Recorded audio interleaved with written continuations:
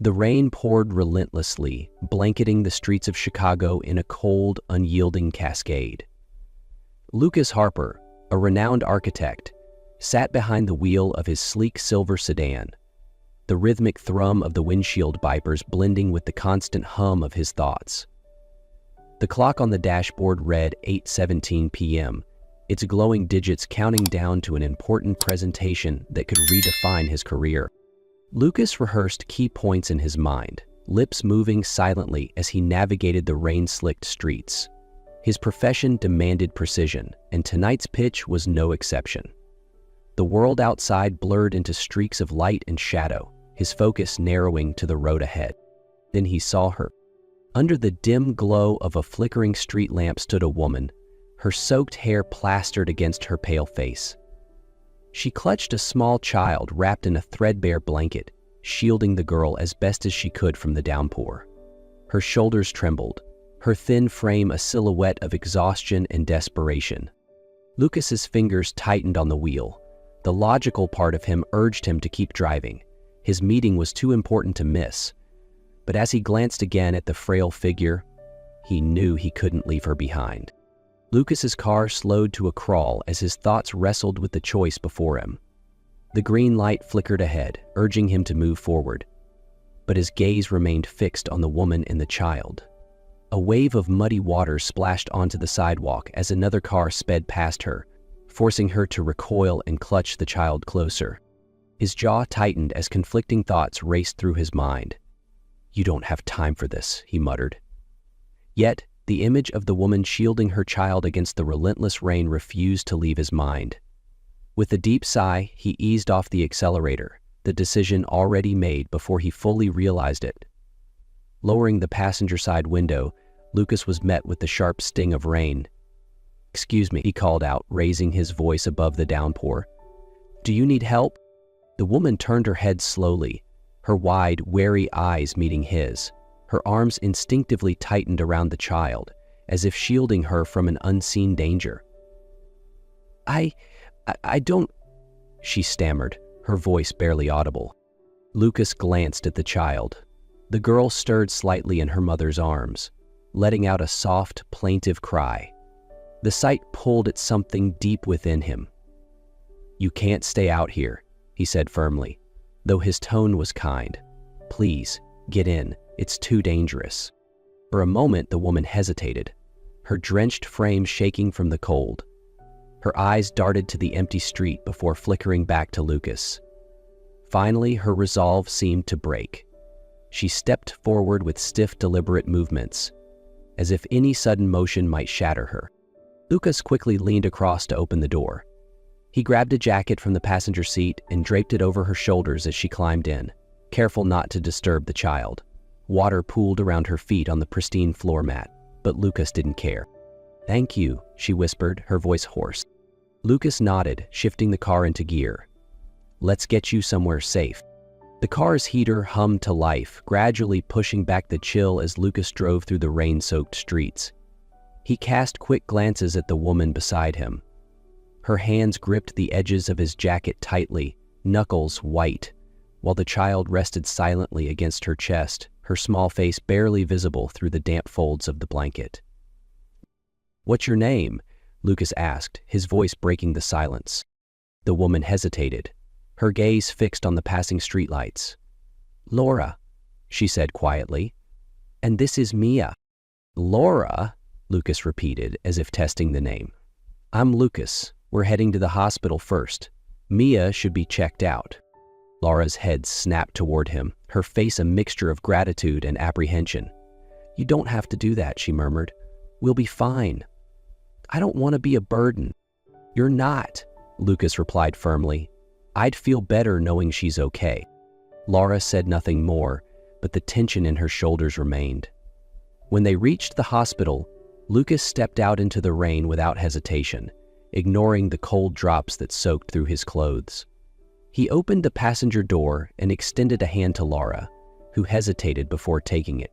Inside, the warm glow of the hospital lights felt almost foreign after the storm's relentless gloom. A nurse approached, her gaze softening as she took in Laura's disheveled state, and Mia's small, swaddled figure. Lucas stayed nearby, watching as the nurse gently guided Laura and Mia into an examination room. He sat in the lobby, his foot tapping anxiously against the tile floor. The sterile smell of antiseptic and the distant hum of monitors only heightened his unease as the minutes dragged on, endlessly. When Laura returned, cradling a now calmer Mia, she muttered another faint, "Thank you." Lucas shook his head. "You're not staying out there tonight. I'll take you to my place. It's safe, and you'll have time to figure things out." The drive to Lucas's apartment was quiet, the city's chaos muffled by the steady drum of rain on the car roof. Laura sat in the passenger seat, her hands never leaving Mia's blanket. Lucas could sense the hesitation emanating from her, but he didn't press. When they arrived at his building, Laura hesitated again, her gaze lingering on the modern glass structure. "This is your home?" she asked softly, her voice tinged with disbelief. Lucas nodded, opening the car door. "It's not much," he said with a faint smile, downplaying the grandeur of the apartment towering above them, "but it's warm and dry." Inside, Laura's unease was palpable as she glanced around the spacious living room. She shifted Mia in her arms, her fingers clutching the child protectively. Lucas grabbed a blanket from a nearby couch and handed it to her. "You can stay here until you figure things out," he said, his tone steady and non-intrusive. "Take all the time you need." Laura hesitated, then finally spoke, her words halting. "I don't know how to thank you. No one's ever done something like this for us." "You don't have to thank me," Lucas replied simply. "Everyone needs help sometimes." Her shoulders sagged and she sank onto the couch, Mia still asleep in her arms. After a moment of silence, she began to speak, her voice trembling. "We've been running," she said, "from Mia's father, Mark." Lucas's brows furrowed, but he stayed quiet, letting her continue. "He wasn't always like this," Laura murmured. "But he started gambling, drinking. When things got bad, he turned to anger." Her breath hitched. "When Mia was born, I thought he'd change. For a moment, I thought he was changing. He was kind, attentive, almost like the man I fell in love with. But it didn't last. The anger came back worse than ever until it felt like there was no escape. And then I knew I had to leave. For Mia. I couldn't let her grow up like that." Lucas watched as tears welled in her eyes, her grip on Mia tightening. "You did what you had to do," he said gently. "For her." Laura nodded, her voice a whisper. "But he won't stop looking for us." Lucas's jaw tightened. "He won't hurt you. Not while you're here." A few days later, as Laura settled into Lucas's apartment, she began to regain a sense of normalcy. Lucas, ever pragmatic, handed her his credit card one evening after returning from work. "For anything you and Mia need," he said, his tone leaving no room for argument. Laura hesitated, staring at the card as if it were a foreign object. "I can't take this," she said, her voice shaking. "You can and you will," Lucas replied firmly. "This isn't charity, it's for Mia. She deserves to have what she needs." Laura's eyes brimmed with gratitude and reluctance, but she eventually accepted the card. "Thank you," she whispered, clutching it tightly. That night, while Mia slept soundly in her makeshift crib, Laura felt an unshakable need to step outside for air. The walls of Lucas's apartment, though warm and secure, seemed to close in on her, as memories of her past crept back. She slipped on her coat and quietly left, walking toward the nearby park. It was there that Mark found her. His silhouette emerged from the shadows, a cigarette glowing between his fingers. "Laura?" he said smoothly, his voice laced with venom. "You've been hiding well, but you knew I'd find you." Laura froze, clutching her coat tightly. "Leave us alone, Mark," she said, her voice firm but trembling. Mark stepped closer, his grin widening. "Not until I get something out of this mess. Give me what you have, or I'll take Mia. I'm sure you don't want that." Tears streamed down Laura's face as she reached into her pocket and pulled out Lucas's credit card. "Take it. Just leave us alone." Mark snatched the card with a sneer and disappeared into the night. The next morning, Lucas's phone buzzed with an alert. Unusual activity on his card. His stomach sank as he scanned the transactions. Electronics, luxury goods, all purchased the night before. Confronting Laura that evening, Lucas kept his voice calm but firm. "Why is my card being used for these purchases?" Laura's face crumbled as she broke down in tears. "Mark found me," she admitted. "He threatened to take Mia. I didn't know what else to do." Lucas's jaw tightened. "You should have told me. We'll deal with this together." The calm didn't last long. 2 nights later, Lucas woke to the sound of shattering glass echoing through his apartment. His heart raced as he grabbed his phone to check the security cameras. On the feed, he saw 3 men forcing their way into the building's side entrance. Mark was among them. Lucas quickly threw on a jacket and rushed toward Laura's room. He found her sitting upright on the couch, clutching Mia, her eyes wide with fear. "Stay here," he said urgently. "Lock the door and don't open it for anyone but me." Laura nodded, her trembling hands pulling Mia closer. Lucas stepped into the hallway, his mind racing. He grabbed a heavy umbrella from the corner, the closest thing to a weapon he could find, and moved toward the front door. The intruders didn't waste time.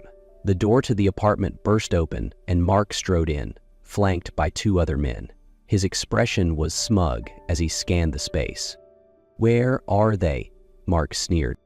"Not here," Lucas said, stepping forward, his voice steady despite the adrenaline coursing through him. "You've made a mistake coming here." Mark chuckled darkly. "The mistake was thinking you could protect them from me." The first man lunged at Lucas and chaos erupted. The fight was brutal. Lucas swung the umbrella with all his strength, catching one of the men across the face. But the odds were against him. A second attacker landed a punch to Lucas's ribs, sending him stumbling into the coffee table. In the bedroom, Laura pressed her ear to the door, Mia bundled tightly in her arms. Tears streamed down her face as she heard the sounds of the struggle. Desperation surged within her, mingling with a fierce determination she didn't know she had. Her eyes darted around the room until they landed on a heavy lamp on the bedside table. Grabbing it with trembling hands, she braced herself for what was to come. When Mark pushed into the room moments later, Laura acted on instinct. She swung the lamp with all her might, striking him squarely on the head. Mark staggered back, cursing, giving Lucas just enough time to regain his footing. Police sirens blared in the distance, growing louder by the second. One of the intruders panicked and fled. Moments later, officers stormed the apartment, subduing the remaining attackers. Laura sank to the floor, clutching Mia, as tears of relief and exhaustion poured down her face. Lucas, battered but alive, knelt beside them. "It's over," he said softly, his voice hoarse. "You're safe now." The next morning, sunlight streamed through the large windows of Lucas's apartment, a stark contrast to the chaos of the previous night. The apartment was quieter now, though traces of the struggle lingered. A broken coffee table, scattered belongings, and bruises that both Lucas and Laura bore. Lucas sat at the dining table, a cup of coffee in his hand. Across from him, Laura cradled Mia, who cooed softly, blissfully unaware of the danger they had just escaped. "Thank you," Laura said, her voice steady despite the weariness in her eyes. Lucas looked up, his expression firm but kind. "You don't need to thank me. You did what you had to for Mia, and I'll always help you do that." Laura nodded, her gaze drifting to the window, where the city stretched out before them. For the first time in a long time, she felt a spark of hope, a future not defined by fear. "I've been thinking," she began hesitantly. "It's time I start rebuilding. I can't keep running. I want Mia to grow up feeling safe, to have a real life." Lucas smiled faintly. "You will, and you won't have to do it alone."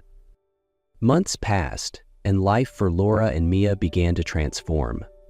With Lucas's unwavering support, Laura secured a part-time job at a local bookstore, a quiet refuge where she rediscovered her confidence. Mia, now more curious and playful than ever, brought joy to every corner of Lucas's apartment, her laughter echoing like music.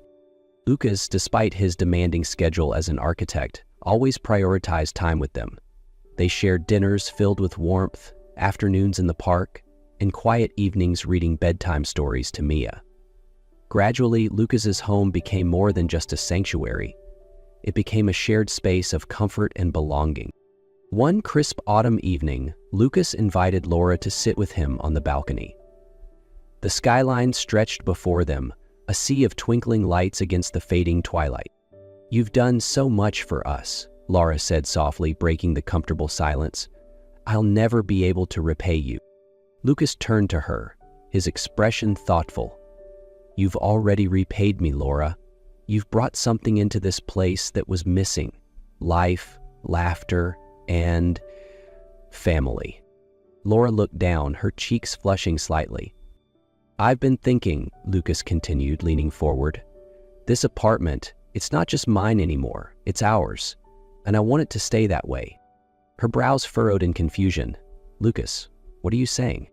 "I'm saying," he said with a gentle smile, "I want you and Mia to stay, permanently.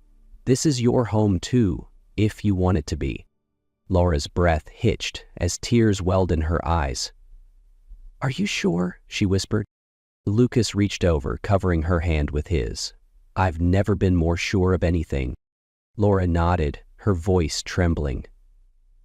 "We'd love to stay." As Mia toddled over moments later, giggling as Lucas scooped her up, Laura smiled through her tears. For the first time, she truly felt like they had found a home. 2 years had passed since the night Lucas brought Laura and Mia into his life, and their world had transformed into something neither of them could have imagined. The once pristine apartment was now filled with signs of a thriving family: crayon drawings on the fridge, toys scattered in the living room, and the sound of Mia's giggles echoing through the halls. Laura had grown into her new life with confidence and grace. She had transitioned from her part-time job at the bookstore to managing it full-time, finding joy in curating stories for others while writing a new chapter of her own. Mia, now 5 years old, adored Lucas and often followed him around, mimicking his every move as he worked on architectural sketches.